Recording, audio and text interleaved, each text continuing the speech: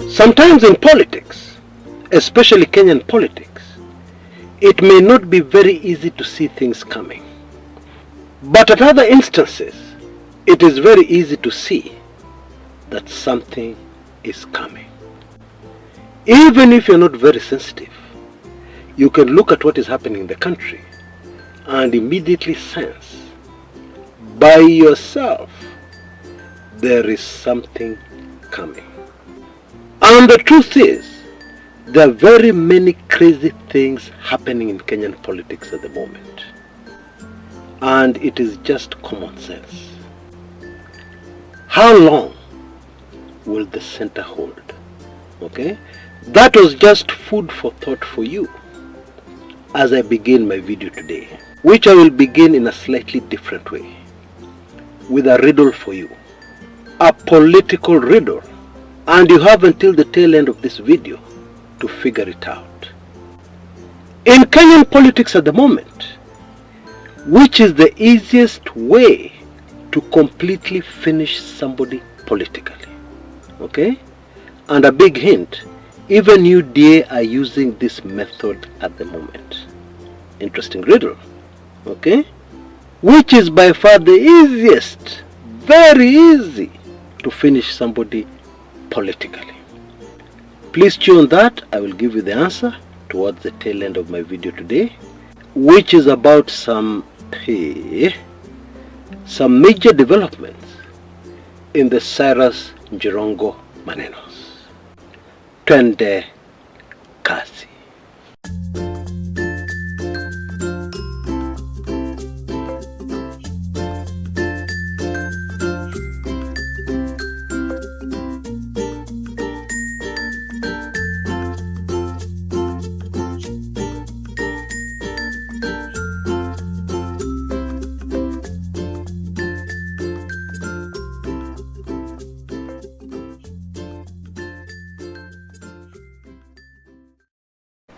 Maybe somebody can help me understand the following, okay, because I don't understand. And it is not shameful to confess you do not understand. What is it that I don't understand? Some sections of the local media told us that this CCTV footage that was released of the final moments of Cyrus Jirongo, has silenced all the conspiracy theories. In other words, it has removed a lot of doubt. It has completely removed from the table the conspiracy theory that this accident was stage managed. That is what they meant by that, in case you didn't know.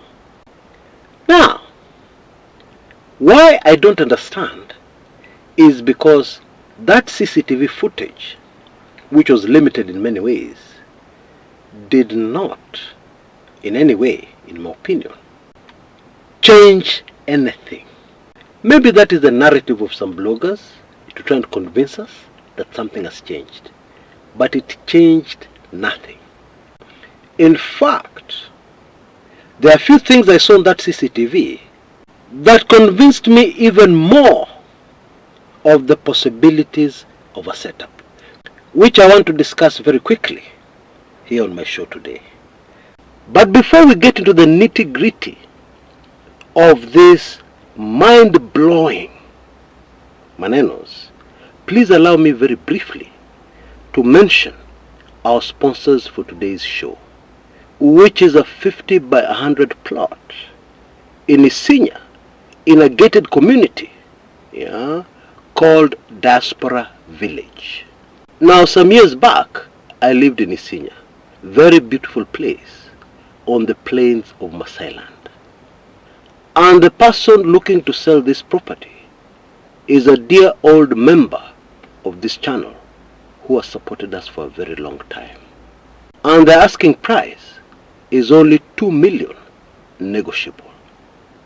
It is not breaking news that Nairobi is bursting at the seams, and therefore developments close to the city in the sun are a hot cake. That is not breaking news. And therefore, in my opinion, this is an excellent investment. Now you can see a number on your screens right now, 0718-390-229. If you're interested, please get in touch quickly, teke, yeah, and speak directly to the owner. Right. Number 1, the speed of the bus as seen on the CCTV, especially in comparison to the other lights representing the other vehicles on the road at that time. That speed was way higher than all the other vehicles on that road. And it reminded me of something.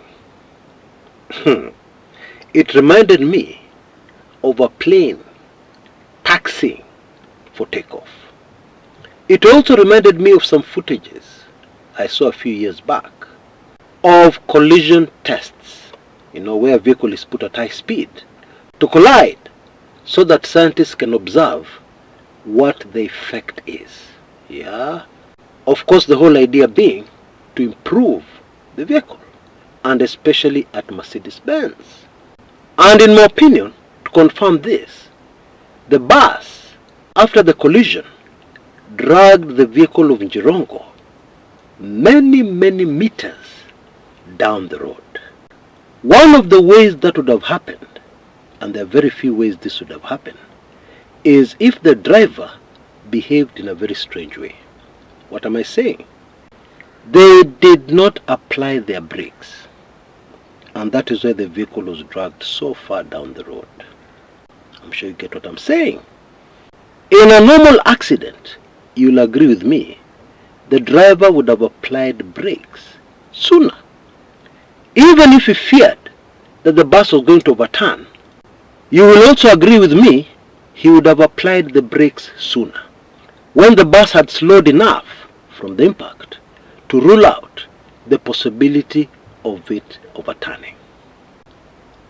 Another point, when Jirongo's vehicle is seen coming into the petrol station, we are being convinced that was Jirongo's vehicle. You can see it there, it is coming to the petrol station, and of course the whole idea is a U-turn. Now hold on a minute, what guarantee is there that that was not a dummy vehicle? What do I mean by dummy vehicle? Picture the following. The wrecked vehicle is already where it's supposed to be, waiting for the collision. And this other vehicle is brought in knowing very well that there's CCTV, pretending to be that vehicle. Okay, and don't tell me about car registration numbers, because you and I know that can easily be fixed. Okay? Remember, you cannot even tell who is driving. You cannot even tell how many people are in that vehicle. Isn't that true? And then the Probox vehicle that followed. What exactly was it doing at that filling station? Watch the movements carefully. One person walks off camera, and then they come back. They open the bonnet of the vehicle. What were they doing there? Really? Okay, maybe they had a mechanical failure of their vehicle. However, if you carefully look at their body language, I don't know if you've been in the unfortunate circumstances of having a vehicle that is giving you trouble. 10 at night, the body language would tell you these people have a problem. So, the Probox is another mystery. What was it doing there? Bottom line, bila kizungu mingi, that CCTV footage did nothing to help us solve this mystery. It did absolutely zero. There is no new information, really. There is nothing new from that footage. If anything, it deepened the mystery and convinced me more that hapa iko kitu. What about the postmortem results? Kumekucha. Yeah, surely they prove something. Actually, no, they don't. The 3 experts told us that the late Jirongo passed on from blunt force trauma, okay, which was most probably caused by the crash, the accident. Now, allow me to take you back to the forensic report on the vehicle, okay, we learned that it was hit several times. What about if it was hit several times with the late Jirongo still inside the vehicle? Blunt force trauma would have been the result, especially if he had been dragged. He was not conscious at the time all this was happening. My theory, and actually a possibility, and actually some of the injuries on Jirongo could be very neatly explained by these several hits on that vehicle. The experts are telling us the vehicle was stationary when this was happening. In case you're still not familiar with that very revealing report organized by the friends of Jirongo very early on the vehicle, I refer you to my earlier video. I will leave a link in the description area below this video on YouTube. You can take in that video and get all the fascinating details of that. Bottom line, the CCTV, the postmortem results, they have not changed anything. That is the truth. They have not changed anything when you think about it just a little more deeply. And now I want to talk about something that has really been bothering me. Okay? And this is how this thing could go so terribly wrong. Okay? Assuming, or theorizing that it was set up. I mean, this is something that should have been very easy. Setting up an accident is not that difficult. Road accidents have been set up in Kenya before, and they've gone like clockwork. Nothing has gone wrong. Yes, we're in the season of exposure, but I had that nagging feeling that there was something more in this. Now, something very super fascinating happened shortly before I came in to record this video. I interviewed a Tiriki, a Luhya Tiriki, okay? Jirongo, in case you didn't know, was a Tiriki. And some of the things they told me surprised me. But actually when I thought about them a little more deeply, I told myself I should not be surprised. Why? Because as fate would have it, when I was very, very young, we had a houseboy. His name was January, after the month. Okay? January Stefano. That was his name. And at a very young age, 12 years, 13 years old, I was familiarized with what the Tiriki sub-tribe of the Luhya community are all about. And a lot of the things he said shocked me and stuck in my mind. So that many decades later, I remember clearly, like it was yesterday. Anyway, this interview with this Tiriki went as follows. I will give you the highlights. Number one, what does this year mean to Tirikis? If we have any Tirikis who are subscribers or followers of this channel, they will quickly be able to follow. This is the year when they circumcise. And the circumcision traditions of the Tiriki tribe, wacha tu. Kuna mila nyingi sana. Mila. I'm sure you know what I mean. This is a community amongst the Luhya who are the most superstitious, the most spiritual in that other way, if you know what I mean. And what all that means is that they believe that this is the very wrong year to do something bad to somebody of the Tiriki community. Now I know we have very educated people on this channel who will call that old wives' tales nonsense, which is okay. But the truth is, spiritual things are very real. Whether you ignore them or not, whether you call them rubbish or not, they are real. Number two, this person I was interviewing also told me that the community, before they came out, had to find out whether it is true that their son was assassinated. And they found the answer to that question for sure. And that's how they came out. Don't ask me how. But they found out for sure. And they know. Now in the spiritual realm, there's something which is very important called legal ground. Okay? Legal ground. And so, let us imagine that somebody who is spiritual, I hope I don't lose anybody here, and that is why I'm trying to keep it super simple. Okay?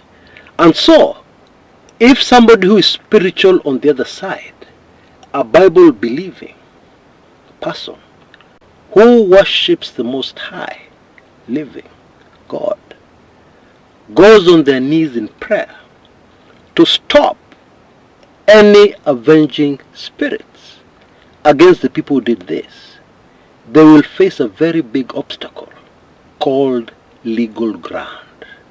Somebody's blood was spilled. Okay? And therefore, those people who are doing evil things which annoy the Most High will still have legal ground to do what they're doing. I hope most of us can get what I'm saying.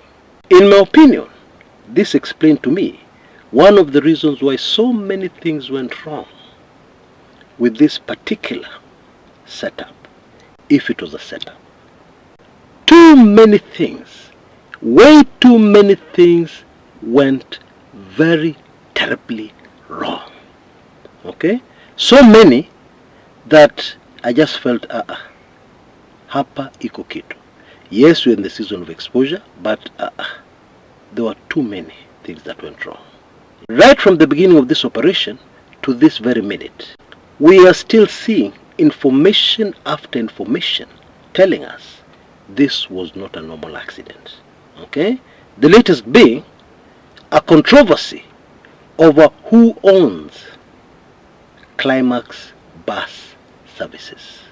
Okay? There is an allegation that a very senior politician allied to UDA, in fact they are a governor of a certain county, is the owner of Climax Bus Company. But so far, I have not been able to verify if this information is correct. But my point here is that every day, every hour, something comes out. And all this information, tons of it, is telling us, this was not a normal accident. I'm sorry because this was a quick one, because I'm on the move, but I hope I have delivered value.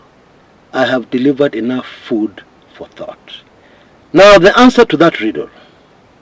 The easiest way to finish somebody politically in Kenya today is to associate them, to link them to UDA, the political party, and to President Ruto.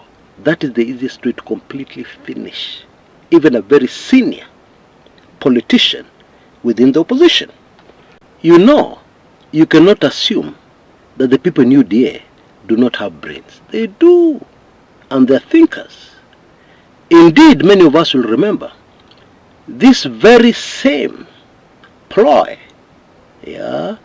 was used against the late Raila Amolo Odinga. The photographs which were taken secretly when he met with Museveni and Ruto was present. Do you remember the reaction on social media?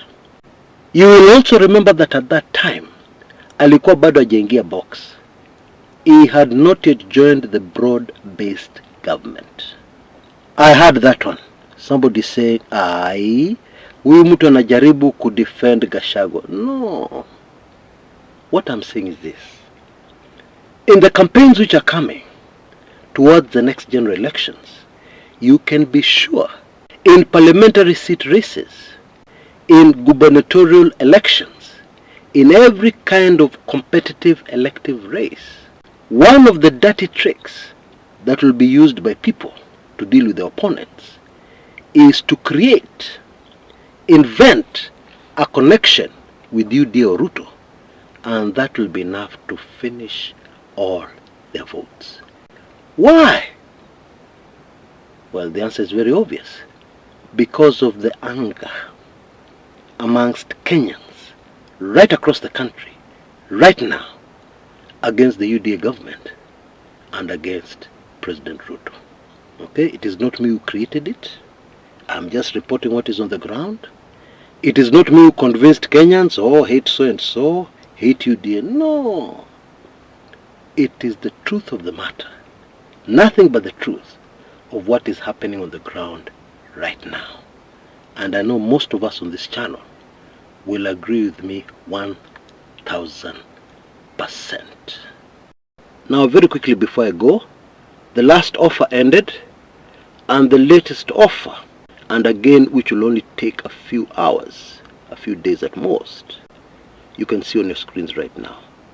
As long as your gift during this traditional gifting season for Kumekucha Chris, as long as your gift is at least Kenya shillings 2,500, you will be able to get a permanent golden key to anything and everything past, present and future that is Kumekucha. That is a lot of sensitive information, including a video that many have been asking me about because they did not believe it back then.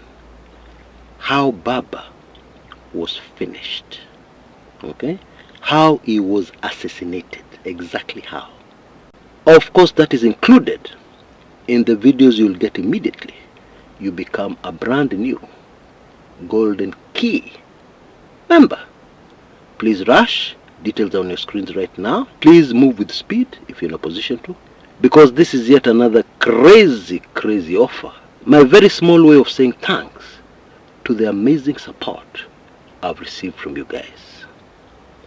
Until next time, this is Chris Kumekucha.